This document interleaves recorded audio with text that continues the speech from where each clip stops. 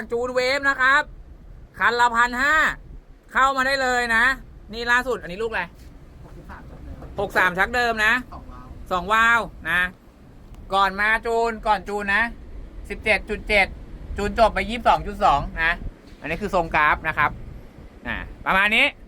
ใครสนใจเข้ามากูให้เวลาแค่3 วันวันนี้วันอะไรวะเอ้ยพี่ไปไหนเนี่ยเดี๋ยวบ้านพี่ก็ไปแล้วพรุ่งนี้ก็ไปแล้ว